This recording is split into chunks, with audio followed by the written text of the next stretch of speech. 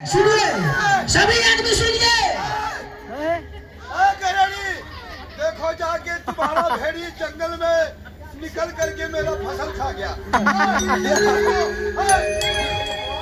रुकिए पिताजी, सुनिए, किसी का पुत्र मर चुका है, मैं उसका समाध करने के लिए आया। सुनो सुनो तो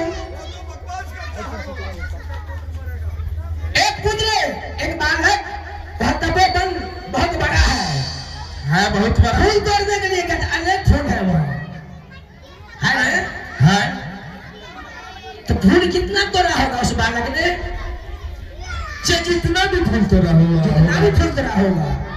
तुम्हारे पास 101 भेड़ी है, उसी जंगल में तुमने छोड़ दिया था चढ़ने के लिए। जी तुम्हारा भेड़ी कितना फूल खाया होगा तुम बताओ?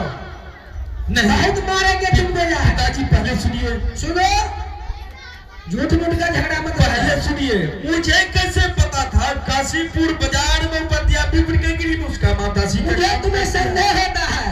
नहीं पिताजी, तुम्हारा भेड़ी फूल खाया होगा, मौका पर रोहितासुर पकड़ा गया होगा। पिताजी तुमने ही रोहितासुर को मारा होगा। पिताजी आप हट मुझसे मत कीजिए। मेरा भेड़ी कोई फूल नहीं खाया है, नहीं उसका पत्ती खाया है। और मुझे कैसे पता था जो काशीपुर बाजार में उपत्या विप्र के गिरी में उसका माता जी का काम करती है? ये तो सोचने की बात है।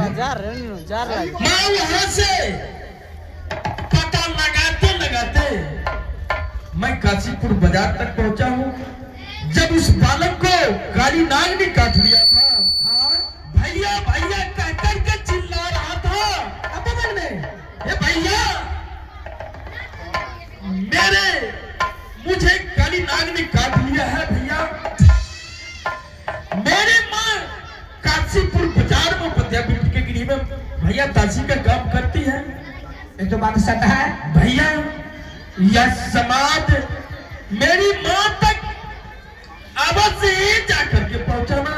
जब तुम्हारा पुत्र तपोवन गया था फूल तोड़ने के लिए, उसे काली नाग ने काट लिया और वह जंगलों को चले गया। क्या बात सच है? जी पिताजी, झूठ नहीं है ने? नहीं पिताजी। अगर यह बात सच है तो तुम दासी को लेकर के वह पुत्र तक पहुंचाओ। आज क्या पिताजी? क्या आप इस दासी के साथ में नहीं जा सकता है? बालक, मैं भिक्षु ब्राह्मण हूँ। मैं प्रत्येक दिन भिक्षाटन करता हूँ, गुजर बसर करता हूँ। और मुझे तो तपोवन देखा हुआ